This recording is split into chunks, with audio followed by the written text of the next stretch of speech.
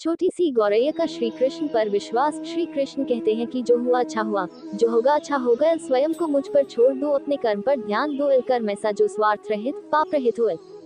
कुरुक्षेत्र के युद्ध क्षेत्र को विशाल सेनाओं के आवागमन की सुविधा के लिए तैयार किया जा रहा था। उन्होंने हाथियों का इस्तेमाल पेड़ों को उखाड़ने और जमीन साफ करने के लिए किया। ऐसे ही एक पेड़ पर एक गौरैया अपने 4 बच्चों के साथ रहती थी। जब उस पेड़ को उखाड़ा जा रहा था तो उसका घोंसला जमीन पर गिर गया, लेकिन चमत्कारी रूप से उसकी संतानें अनहोनी से बच गई। लेकिन वो अभी बहुत छोटे होने के कारण उड़ने में असमर्थ थे। कमजोर और भयभीत गौरैया मदद के लिए इधर उधर देखती रही। तभी उसने कृष्ण को अर्जुन के साथ वहां आते देखा।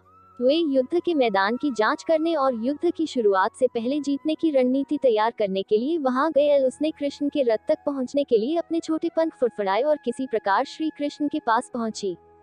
हे कृष्ण, कृपया मेरे बच्चों को बचाए, क्योंकि लड़ाई शुरू होने पर कल उन्हें कुचल दिया जाएगा। सर्वव्यापी भगवान बोले, मैं तुम्हारी बात सुन रहा हूँ, लेकिन मैं प्रकृति के कानून में हस्तक्षेप नहीं कर सकता। गौरैया ने कहा, हे भगवान, मैं जानती हूँ कि आप मेरे उद्धार करता हैं। मैं अपने बच्चों के भाग्य को आपके हाथों में सौंपती हूँ। अब यह आपके ऊपर है कि आप उन्हें मारते हैं या उन्हें बचाते हैं।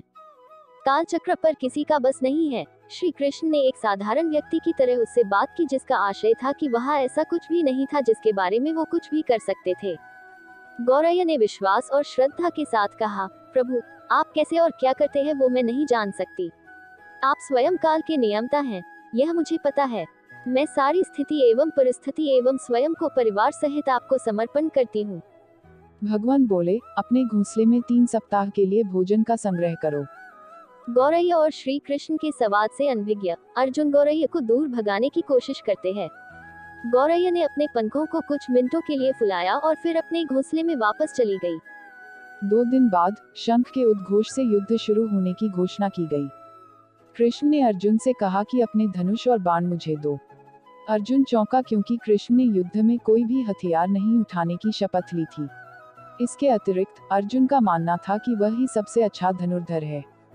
मुझे आज्ञा दे भगवान, अर्जुन ने दृढ़ विश्वास के साथ कहा। मेरे तीरों के लिए कुछ भी अभेद्य नहीं है।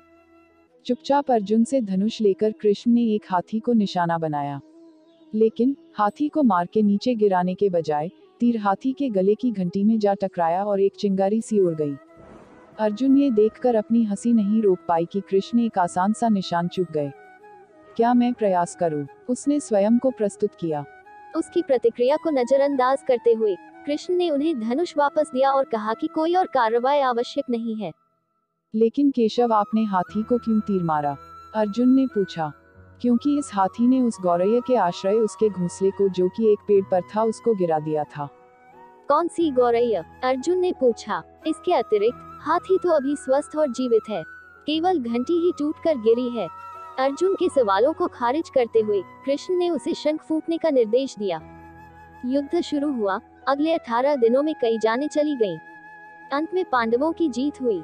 एक बार फिर कृष्ण अर्जुन को अपने साथ सुदूर क्षेत्र में भ्रमण करने के लिए ले गए। कई शव अभी भी वहां हैं जो उनके अंतिम संस्कार का इंतजार कर रहे हैं। जंग का मैदान गंभीर रंगों और सिर बेजान सीढ़ियों और हाथियों से अटा पड़ा था। कृष्ण एक निश्चित स्थान पर रुके और एक घंटी जो कि हाथी पर बांधी जाती थी उसे देखकर विचार करने लगे। अर्जुन, उन्होंने कहा, क्या आप मेरे लिए यह घंटी उठाएंगे और इसे एक तरफ रख देंगे? निर्देश बिल्कुल सरल था, परंतु अर्जुन की समझ में नहीं आया। आखिरकार विशाल मैदान में जहां बहुत सी अन्य चीजों को साफ करने की जरूरत थी, कृष्ण उसे धातु के एक टुकड़े को रास्ते से हटाने के लिए क्यों कहेंगे? उसने प्रश्नवाचक दृष्टि से उनकी ओर देखा। हाँ, यह घंटी, कृष्ण ने दोहराया, यह वही घंटी है जो हाथी की गर्दन पर पड़ी थी जिस पर मैंने तीर मारा था। अर्जुन बिना किसी और सवाल के भारी घंटी उठाने के लिए नीचे झुका। जैसे ही उन्होंने इसे उठाया, उसकी हमेशा के लिए जैसे दुनिया बदल गई। 1, 2, 3, 4 और 5 4 युवा पक्षियों और उसके बाद एक गौरैया उस घंटी के नीचे से निकले। बाहर निकल के माँ और छोटे पक्षी कृष्ण के इर्द गिर्द मंडराने लगे एवं बड़े आनंद से उनकी परिक्रमा करने लगे। 18 दिन पहले काटी गई एक घंटी ने पूरे परिवार की रक्षा की थी। मुझे क्षमा करें हे कृष्ण, अर्जुन ने कहा, आपको मानव शरीर में देखकर और सामान्य मनुष्यों की तरह व्यवहार करते हुए मैं भूल गया था कि आप वास्तव में कौन हैं।